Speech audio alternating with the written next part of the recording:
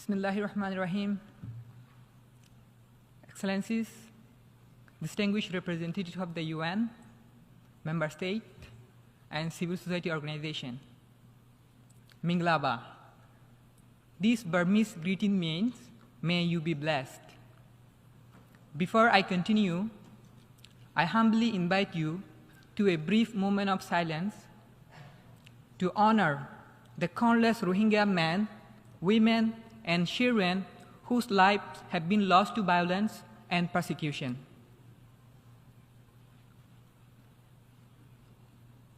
Thank you.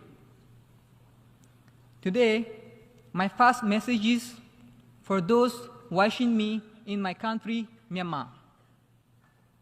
Dear brothers and sisters, you are not forgotten. You might feel the world does not see you are suffering. Rohingya see you. Rohingya feel your pain. Our hearts cry to see the brutality of military you face every day in Rakhine, Shang, Shin, Kachin, Kayin, Maung, Wa, and all around Myanmar. Rohingya have been fighting the military brutality for decades. Let us get hand in hand, work together until democracy, justice, peace, and equal rights for all in Myanmar are restored. Now, this message is for the UN and the world leaders. It has already been more than 8 years since the Rohingya genocide was exposed. Where is justice for Rohingya? Where? The remaining Rohingya in Arakan, Rakhine State in Myanmar continue to face the deadliest attack. But this time, at the hand of Rakhine rebel group Arakan Army, which is even more worse than the atrocities committed by the military junta.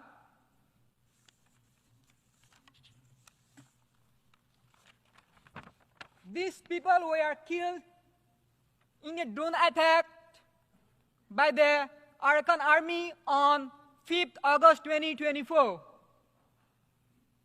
More than 200 Rohingya men, women, and children were killed there. Another 600 Rohingya civilians were massacred by Arakan Army.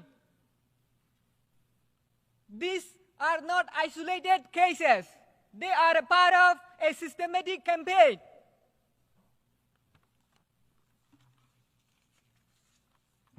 Why is there no prevention to these inhuman atrocities committed by the Arakan Army?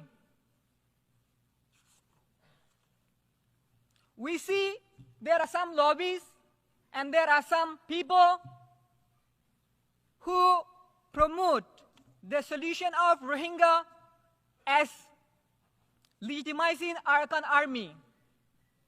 They must feel ashamed. Giving legitimacy to Arakan Army without a solution or a condition for Rohingya is giving them a license to erase all the Rohingya from Myanmar.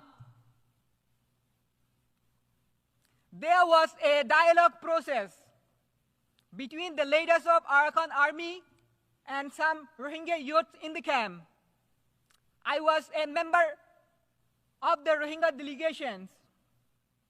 During the dialogue process, they demanded our submissions and refused to discuss the real issues. Power imbalance was a great problem there. Without self-determination for Rohingya and international protections in Arakan, there cannot be any fair or lasting peace.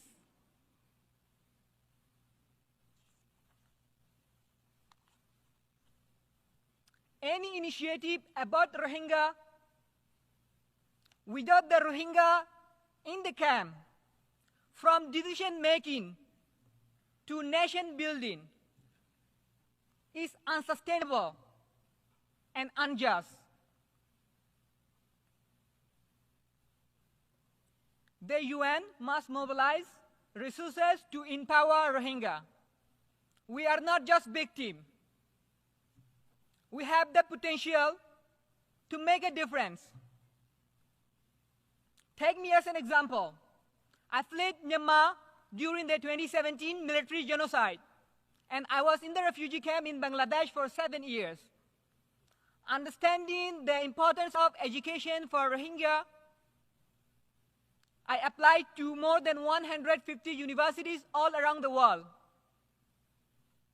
But most of them said no because of legal obstacle and because of my identity as a Rohingya.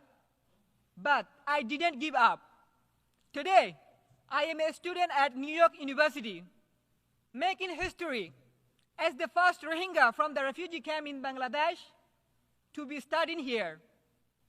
Thanks to the US, State Department, and the government, and the Bangladesh, and some other organizations and friends, especially Amnesty International, Young Activist Summit, DAB TV, and Victim Advocate International, and all of my friends who have been supporting me behind to make this possible. There are thousands of Rohingya students like me in the refugee camp, forced to destroy their life with no access to higher education.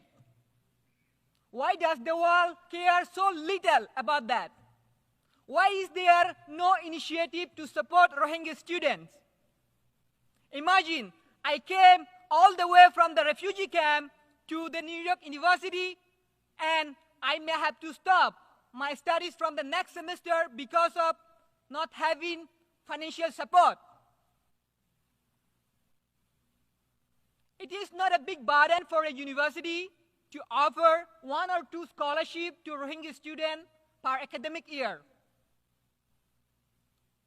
An university in Bangladesh called Asian University for Women, AUW, already has been providing scholarship to Rohingya girls. Why can't other universities accept Rohingya boys? The world must support universities like AUW and push other universities to help Rohingya get access to higher education. It is also not a big burden for member states to offer some scholarship to Rohingya students annually. I'm grateful to the great Philippines and Japan for already creating example by providing some scholarship to Rohingya students. I request member states to join these countries and open their doors to higher education for Rohingya students. Excellencies, while we work to deliver justice to Rohingya, we must not leave Rohingya suffer and Rohingya go through uncertainty and adversity. There are 4,700 Rohingya in indefinite detention in Malaysia. There are hundreds of Rohingya in India also face detention and even deportation to the genocide in Myanmar.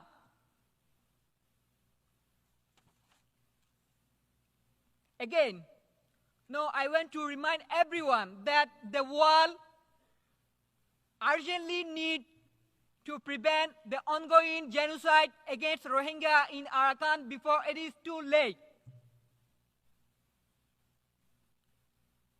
And there must not be any justification for the atrocities committed by both military and Arakan army. These perpetrators must be held accountable.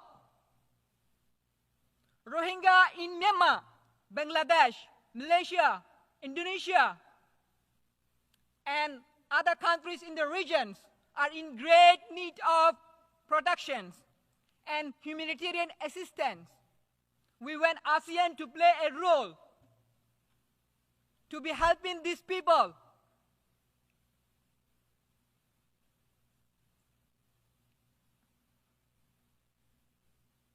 To let us lead our life and create our futures, give us access to higher education. Now, I want to pause my remarks, requesting this assembly for a specific, measurable, achievable, and realistic plan for a sustainable solution of the Rohingya crisis. Long live Arakan!